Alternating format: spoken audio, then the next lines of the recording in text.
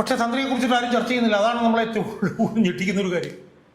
തന്ത്രി യഥാർത്ഥത്തിൽ അയ്യപ്പനെയും വഞ്ചിച്ചു എന്നുള്ളതാണ് ഇപ്പം വരുന്നത്. പലരും അറസ്റ്റ് ചെയ്യപ്പെട്ടിട്ടു, പലരും ജയിലിലാക്കപ്പെട്ടിട്ടു. ഒന്നും ഒരിടത്തും തന്ത്രിക്ക് ഇതിനകത്തുള്ള പങ്ക് ഉണ്ടോ ഇല്ലയോ എന്നത് സംബന്ധിച്ച് ഒരു ചർച്ചയും ഒരിടത്തും നടക്കുന്നില്ല എന്നുള്ളതാണ് നമ്മളെ ഞെട്ടിക്കുന്ന സംഭവം. ആ തന്ത്രിയെ കുറിച്ചിട്ട് SIT ഇതുവരെയൊന്നും പറഞ്ഞിട്ടില്ല. ഇനി അതിനു മുകളിൽ ബഹുമാനപ്പെട്ട കോടതി പോലും ഈ തന്ത്രിക്ക് എന്തെങ്കിലും പങ്കുണ്ടോ ഇല്ലയോ എന്നുള്ളത് സംബന്ധിച്ചൊന്നും പറഞ്ഞില്ല. അതാ എന്നെ കൂടുതൽ അത്ഭുതപ്പെടുത്തുന്നത്. നമസ്കാരം. ഈ ശബരിമല സ്വർണ്ണക്കൊള്ള വിഷയം ഉയർന്നു വന്നതിന് ശേഷം ദേവസ്വം ബോർഡ് പ്രസിഡന്റുമാർ 2 പേർ അറസ്റ്റിലായി, ഉദ്യോഗസ്ഥർ അറസ്റ്റിലായി. പക്ഷേ അപ്പോഴും ഒരു സംശയം, സാധാരണ ഒരു സംശയം എനിക്കുണ്ട്. തന്ത്രിയുടെ പേര്, തന്ത്രി അറിയാതെ എങ്ങനെയാണ് ഇതുപോലുള്ള ഒരു തിരിമറികൾ നടക്കുക എന്നുള്ളതാണ് ആ ഒരു സംശയം. കാരണം തന്ത്രിയെ ഭീഷണിപ്പെടുത്തി ചെയ്യിപ്പിച്ചതാണോ അങ്ങനെയൊന്നും നമുക്കത് പറയാൻ കഴിയില്ല. കാരണം ലോകപ്രശസ്തമായിട്ടുള്ളൊരു ക്ഷേത്രത്തിൽ ഇതുപോലെ എന്തെങ്കിലും ഒരു ഗുരുതരമായിട്ടുള്ള തിരിമറി നടത്തുമ്പോൾ അത് അങ്ങനെ എന്തെങ്കിലും ഒരു ശ്രമം ഉണ്ടായാൽ തന്നെ അത് മാധ്യമങ്ങളെയോ പോലീസിനെയോ ഒക്കെ അറിയിക്കേണ്ട ഒരു ബാധ്യത തന്ത്രിക്കുണ്ട്. പക്ഷേ തന്ത്രി അറിയാതെ എങ്ങനെയാണ് ഈ ദേവസ്വം ബോർഡ് ഉദ്യോഗസ്ഥർക്കും ഈ ദേവസ്വം ബോർഡിനും ഇതുപോലൊരു ഗുരുതരമായിട്ടുള്ള ഒരു തിരിമറി നടത്താൻ കഴിയുന്നത് പലതവണയായിട്ട്? അല്ല, എനിക്ക് അത് സംബന്ധിച്ചുണ്ടായിട്ടുള്ളൊരു സംശയം എന്ന് പറയുന്നത്, നമ്മൾ പല പറഞ്ഞിട്ടുണ്ട്, കേരളത്തിലെ ഹിന്ദു മതവിശ്വാസികളുടെ ഏറ്റവും പ്രധാനപ്പെട്ട ആരാധനാലയം 2 ലക്ഷക്കണക്കിന് ആളുകൾ സന്ദർശിക്കുന്ന ഒരു ആരാധനാലയം. ആ ആരാധനാലയത്തിലെ ഒരുപക്ഷെ അയ്യപ്പൻ കഴിഞ്ഞാൽ ഏറ്റവും നിർണായകമായിട്ടുള്ള ഒരു സ്ഥാനത്തിരിക്കുന്ന ആളാണ് തന്ത്രി. അയാളുടെ അവകാശാധികാരങ്ങൾ സംബന്ധിച്ചൊന്നും നമുക്ക് പ്രത്യേകിച്ച് ദൈവതുല്യനായി കാണുന്ന ഒരാൾ ആണ് തന്ത്രി. അപ്പോൾ ശബരിമലയിൽ എന്ത് നടന്നാലും അതിന് തന്ത്രിയുടെ അനുവാദം വേണം. എന്നുവെച്ചാൽ എന്ത് നടന്നാലും എന്ന് പറഞ്ഞു കഴിഞ്ഞാൽ ശബരിമല ക്ഷേത്രത്തിലെ ഏതൊരു നടപടിക്രമവും തന്ത്രിയുടെ അനുവാദത്തോടുകൂടി ആയിരിക്കണം എന്നുള്ളതിനേക്കാൾ തന്ത്രിയുടെ അനുവാദമില്ലാതെ നടക്കില്ല. അപ്പം ശബരിമല ക്ഷേത്രത്തിലെ ആരാധനയുമായി ബന്ധപ്പെട്ടും ശബരിമല ശ്രീകോവിലുമായി ബന്ധപ്പെട്ടും ഒരു തരി മണൽ അവിടുന്ന് എടുത്തുകൊണ്ട് പോവുകയാണെങ്കിൽ ചെയ്യണമെങ്കിൽ തന്ത്രി അറിഞ്ഞേ മതിയാവും. ഇപ്പം ഈ ദേവസ്വം വിജിലൻസിൻ്റെ റിപ്പോർട്ടൊക്കെ വായിച്ചു നോക്കുമ്പോൾ തന്നെ ഇതിന് പല ഘട്ടങ്ങളിലും ഞങ്ങൾ നടപടികൾ നടത്തിയത് ആദ്യം തന്ത്രിയോട് ചോദിച്ചിട്ടാണ്, തന്ത്രിയുടെ അനുഭവത്തോടുകൂടിയാണ് എന്നൊക്കെ പറഞ്ഞിട്ട് പല സ്ഥലത്തും പരാമർശങ്ങൾ. അപ്പം നമ്മളെല്ലാവരും ഞെട്ടിക്കുന്ന ഒരു പ്രധാനപ്പെട്ട വസ്തുത എന്ന് പറയുന്നത്, ശബരിമലയിലെ ശ്രീകോവിലിലെ സ്വർണം പോയതുമായി ബന്ധപ്പെട്ടിട്ടാണല്ലോ ഇപ്പോൾ പെരുമുള്ള വിഷയം ചർച്ച ചെയ്യുന്നത്. ആ ഒരു വിഷയം ഇപ്പം 2 മാസത്തിലധികമായി, എനിക്കൊന്ന് സെപ്റ്റംബർ 10 മുതൽ നമ്മൾ ചർച്ച ചെയ്യുന്നു, ഒക്ടോബർ 10, നവംബർ 10, 3 മാസത്തോളായി നമ്മൾ ചർച്ച ചെയ്തിട്ടും പലരും അറസ്റ്റ് ചെയ്യപ്പെട്ടിട്ടു, പലരും ജയിലിലാക്കപ്പെട്ടിട്ടു. ഒന്നും ഒരിടത്തും തന്ത്രിക്ക് ഇതിനകത്തുള്ള പങ്ക് ഉണ്ടോ ഇല്ലയോ എന്നത് സംബന്ധിച്ച് ഒരു ചർച്ചയും ഒരിടത്തും നടക്കുന്നില്ല എന്നുള്ളതാണ് നമ്മളെ ഞെട്ടിക്കുന്ന സംഭവം.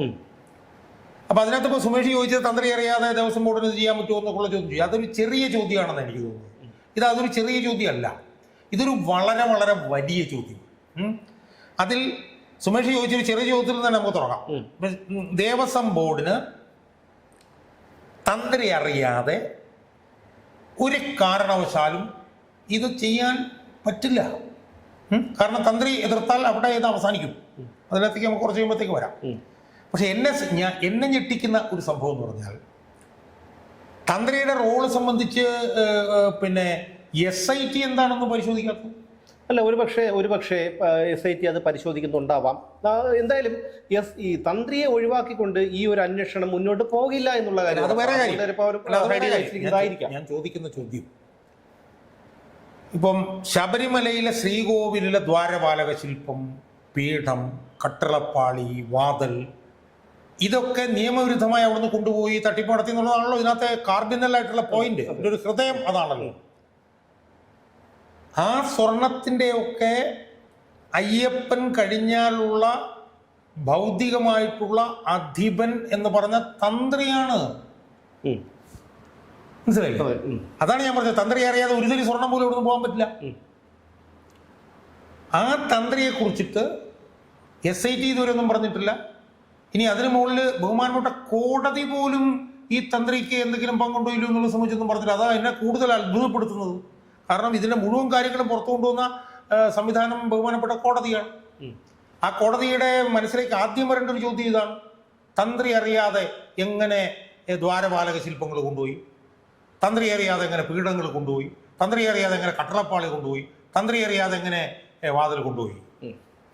അതെന്തുകൊണ്ട് ബഹുമാനപ്പെട്ട ഹൈക്കോടതിക്ക് പോലും അത് തോന്നിയില്ല എന്നുള്ളത് വളരെ അത്ഭുതകരമായിട്ട് എനിക്ക് തോന്നി. ഞാൻ വളരെ ദുരൂഹം ഞാൻ പറയുന്നില്ല, കാരണം ഹൈക്കോടതി ദുരൂഹം എന്നൊക്കെ പറയാൻ പാടില്ല ഈ കാര്യത്തിൽ. പക്ഷെ അത് വളരെ അത്ഭുതകരമായിട്ടാണ് നമ്മൾ തോന്നുന്നത്. ഇവിടെ ഇപ്പം എന്താ സംഭവിച്ചിരിക്കുന്നത്? ഇവിടെ പിന്നെ ശബരിമല മാനുവലിലെ റൂൾ 38 ലംഘിച്ചുകൊണ്ടാണ് ഇത് പുറത്തേക്ക് കൊണ്ടുപോയിരിക്കുന്നത്. അതെ, ആണല്ലോ. ഹൈക്കോടതിയുടെ ഉത്തരവ് ലംഘിച്ചാണ് പുറത്തേക്ക് കൊണ്ടുപോയിരിക്കുന്നത്. ആണല്ലോ. 98-99 ഇത് സ്വർണം പൊതിഞ്ഞതാണ് എന്ന് തന്ത്രിക്ക് അറിയാമല്ലോ. അപ്പൊ ഇതെല്ലാം തന്ത്രിക്ക് അറിയാമായിരുന്നിട്ടും തന്ത്രിയുടെ ഇൻവോൾവ്മെന്റ് ഇല്ലാതെ ഇതെങ്ങനെ നടന്നു എന്നുള്ളതിനുള്ള മറുപടി തരാൻ ദേവസ്വം ബോർഡ് ഇപ്പൊ ബാധ്യസ്ഥരല്ല, കാരണം അവർ പ്രതിസ്ഥാനത്ത് നിൽക്കും. പക്ഷെ SITയും ബഹുമാനപ്പെട്ട കോടതിയും അത് സംബന്ധിച്ച് ചില മറുപടികൾ പറയേണ്ട ആവശ്യമുണ്ട്. പക്ഷേ ഇനി വരും ദിവസങ്ങളിൽ ഒരു പക്ഷേ അതിന് ആ വിവരങ്ങളൊക്കെ അല്ല, അതറിയില്ല, ചിലപ്പോൾ വരുമായിരിക്കും. പക്ഷെ ഇതുവരെ ഇന്ന് ഈ നിമിഷം വരെ, നമ്മൾ ഈ ചർച്ച ചെയ്യുന്ന നിമിഷം വരെ ഇതിന്റെ പ്രഭവ സ്ഥാനത്ത് നിൽക്കേണ്ട തന്ത്രി, കാരണം തന്ത്രിയുടെ അറിവില്ലാതെ ഇതൊന്നും ചെയ്യാൻ പറ്റില്ല. തന്ത്രി എന്തുകൊണ്ട് തടഞ്ഞില്ല? നമ്മളിപ്പോ ശബരിമലയില് പോലീസ് അധികാരമുള്ള ADGP ശ്രീജിത്ത് ഉണ്ടായിരുന്നു. അയാളുണ്ടായിട്ട് എന്തുകൊണ്ട് തടഞ്ഞില്ല എന്നുള്ള ചോദ്യം നമ്മൾ ചോദിക്കും. അതുപോലെ തന്നെയല്ലേ തന്ത്രി. ഇനി തന്ത്രി ഇടപെടാതെ ഉണ്ണികൃഷ്ണൻ പോറ്റിക്ക് ഈ ശ്രീകോവിലിന്റെ 7 അയലോക്കത്ത് വരാൻ പറ്റുമോ? ഒരിക്കലുമില്ല. തന്ത്രി ചോദിക്കണ്ടേ, ആരാണ് നിങ്ങൾക്ക് ഇവിടെ എന്താ കാര്യം? നിങ്ങൾക്ക് ഇത് കൊണ്ടുപോകാനും തിരിച്ചു കൊണ്ടുവരാനും നിങ്ങൾക്ക് എന്താ കാര്യം?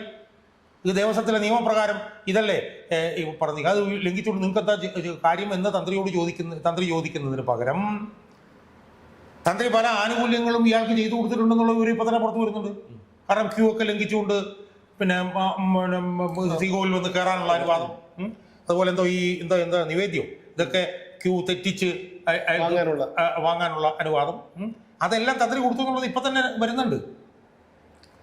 ഇപ്പൊ 8ാമത്തെ ഇടക്കാല ഉത്തരവിൽ ബഹുമാനപ്പെട്ട കോടതി പറയുന്നതാണ്, ഒരു ആശാരിയെ കൊണ്ട് ഇയാൾ അവിടെ വരുന്നു, ശങ്കർ എന്ന് പറഞ്ഞ ഒരു ആശാരിയെ കൊണ്ടുവരുന്നു. നട തുറന്നിരിക്കുന്ന സമയത്ത് പോലും കീഴ്ശാന്തികൾ ഈ വാതിൽ അളവെടുക്കാൻ ഇയാൾക്ക് ഇടയ്ക്ക് കൊടുക്കുന്നു പറയുമ്പോൾ അത് തന്ത്രി അറിയാതെ നടക്കുമോ? തന്ത്രി ചെയ്യാൻ പാടുണ്ടോ? അപ്പൊ തന്ത്രി അറിഞ്ഞുകൊണ്ടാണ് മാത്രം. ഇനി തന്ത്രിക്ക് അയ്യപ്പനോട് ഉത്തരവാദിത്വമില്ലേ? തന്ത്രിക്ക് ഏറ്റവും കൂടുതൽ ഉത്തരവാദിത്തമുള്ള അയ്യപ്പനോടല്ലേ? അപ്പൊ തന്ത്രി അയ്യപ്പന്റെ വിശ്വസ്ത വിനീത വിധേയനായിട്ടാണ് അവിടെ നിൽക്കുന്നതെങ്കിൽ, വിശ്വസ്ത വിനീതനായിട്ടാണ് തന്ത്രി അവിടെ നിൽക്കുന്നതെങ്കിൽ അയ്യപ്പന്റെ ചുറ്റും നടക്കുന്ന ഈ പെരുങ്കൊള്ള അയ്യപ്പനെ അറിയിക്കുക എന്നുള്ള പ്രാഥമികമായിട്ടുള്ള ഉത്തരവാദിത്വം തന്ത്രിക്കില്ലേ? അത് തന്ത്രി നിർവഹിച്ചിട്ടുണ്ടോ? അല്ല, ഈ മേൽശാന്തിയും കീഴ്ശാന്തിയൊക്കെ ഓരോ വർഷവും മാറി വരാം. പക്ഷേ തന്ത്രി എന്ന് പറയുമ്പോൾ താഴ്വാൻ കുടുംബത്തിലുള്ളവരാണ് ഓരോ വർഷവും അവരുടെ ഒരു അവകാശമാണത്. അതുകൊണ്ട് തന്നെ അവരുടെ താഴ്വാൻ കുടുംബത്തിലുള്ള ആൾക്കാർ തന്നെയാണ് ഓരോ വർഷവും തന്ത്രിയായി വരുന്നത്. അപ്പോൾ അതുകൊണ്ട് അതിന്റെ ഉത്തരവാദിത്വം തീർച്ചയായിട്ടും ഈ കണ്ഠരര് രാജീവർ പറഞ്ഞ് അത് അദ്ദേഹം അറിയാതെ ഒരിക്കലും അത് നടക്കാൻ വഴിയില്ല. 2017 ഈ ബാജിവാഹനം ഈ കൊടിമരം സ്വർണ്ണം പൂശിയപ്പോൾ ഈ ബാജിവാഹനം ആചാരപ്രകാരം ഇദ്ദേഹത്തിന് കൊടുത്തത്. അതിപ്പോൾ പുറത്തു വന്നിട്ട് ആചാരപ്രകാരമാണ്. അപ്പോൾ ആചാരമാകുമ്പോൾ അത് തന്ത്രിക്ക് അവകാശപ്പെട്ടതായിരിക്കാം. പക്ഷെ അദ്ദേഹം അത് തിരികെ എനിക്കിത് വേണ്ട, ഈ വിവാദമായ സ്ഥിതിക്ക് എനിക്കിത് വേണ്ട, ഞാൻ തിരികെ മടക്കി തരാമെന്ന് പറഞ്ഞുകൊണ്ടത് ദേവസ്വം ബോർഡ് എക്സിക്യൂട്ടീവ് ഓഫീസർക്ക് അദ്ദേഹം കത്തെഴുതിയതായിട്ടുള്ള വാർത്തകളൊക്കെ പുറത്തു വന്നിട്ടുണ്ട്.